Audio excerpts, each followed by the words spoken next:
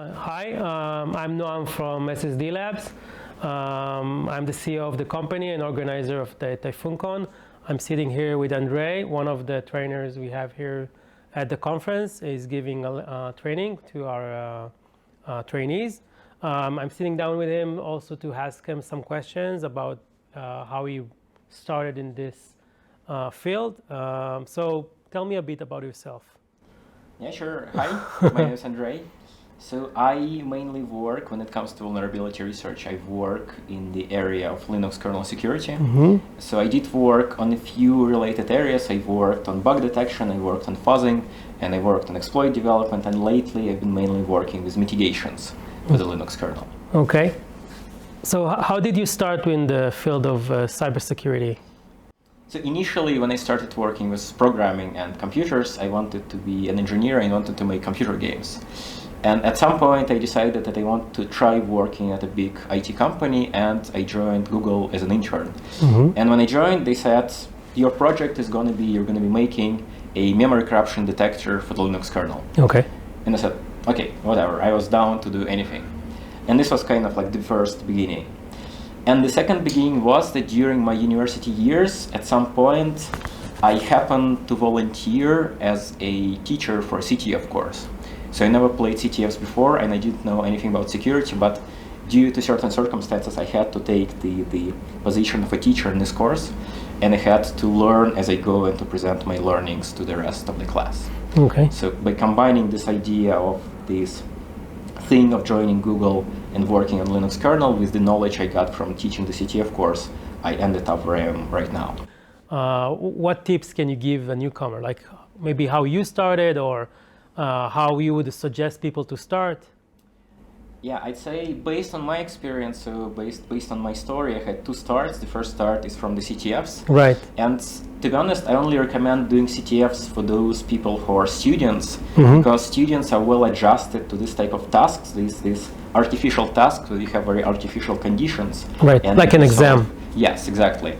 So if you're a student, you're used to solving this type of task, and the CTF is going to be a great way for you to enter. But if you're already a more experienced developer, maybe you're working in some engineering area which is not related to security, then my tip for you would be to find a security-related job to do it full-time. Let's say somebody wants to do the type of research you do today. Where would they start? Like what you would suggest them to start learning? Because of course you can tell them Google it, right? But probably you can tell them you should learn this, you should learn this. Like this is the basic level for you also to get. Like you mentioned getting an entry job, but for an entry job you probably need some tool set or some knowledge that you might not have because you're a student, for example.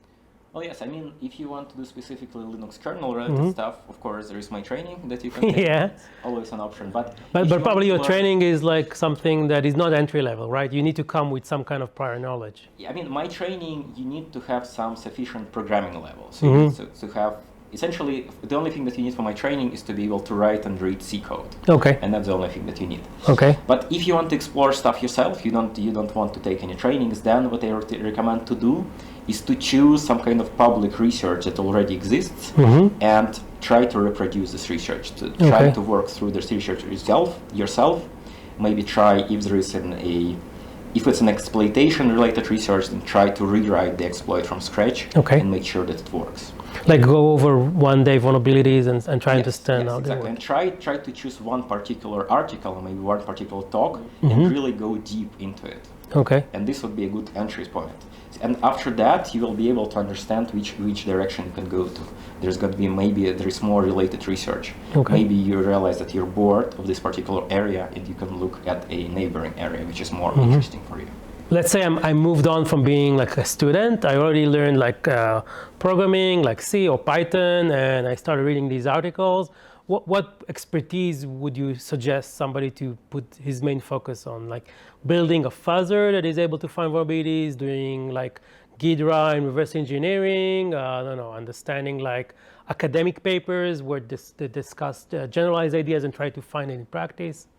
I would say it depends on the person. Different people find different things more interesting. Like for me, personally, I really liked, when I just starting out doing this stuff, I really liked the exploitation parts. I really liked writing exploits and getting like root on devices. But the longer I worked on this, the more I got interested in fuzzing itself. So somehow, at this point, I think fuzzing for me is a more interesting area just because there's more stuff to explore. Writing exploits is usually pretty straightforward. You use the techniques and you get root. For fuzzing, it requires some engineering and it requires some knowledge about how the system works to get it working. There is like a debate today, like what is more profitable in time, fuzzing or reverse engineering or code auditing? What is your take on that?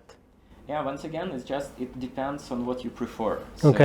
When you're doing, essentially the difference between fuzzing and code auditing or doing some kind of static analysis is that when you're doing static analysis, you have to look through a lot of potential reports or potential cases of vulnerabilities manually. If you're okay with doing that manual job of looking at vulnerability cases, that might be the approach for you. But fuzzing is more about engineering, and it's more about writing the fuzzer that will find the actual bugs for you. Because when you're running a fuzzer, the bugs that you get as a result of the fuzzer, the crashes that you get, they are results of actual bugs. So static analysis is more about looking through potential cases, and it's more about manual work of analyzing these potential reports from the analyzer. And fuzzing is more about engineering work, working on the fuzzer. So I guess I would say it depends on what exactly you prefer personally. So it sounds like it's a bit of a combination in the end, that you find something using the fuzzer, then you go through the code to see if it's exploitable. Yes, every time it's going to be a combination of things. So of course, if you find a bug with static analysis, you will need to write a reproducer for this bug, a trigger for this bug. This is going to be dynamic analysis. And then again, when you're writing a fuzzer, of course, you will need to analyze the code you're fuzzing because you need to target your fuzzer. And of course, when you're writing the fuzzers, when you got a crash, you will need to read the code to understand what the crash is about. Thank you, Andrey, for coming to our event. It's a pleasure to have you here. I hope you enjoy the conference that is going to follow after your training. And hopefully we'll see you next year as well, maybe as a speaker, maybe as a trainer. Thank you very much. Thank you.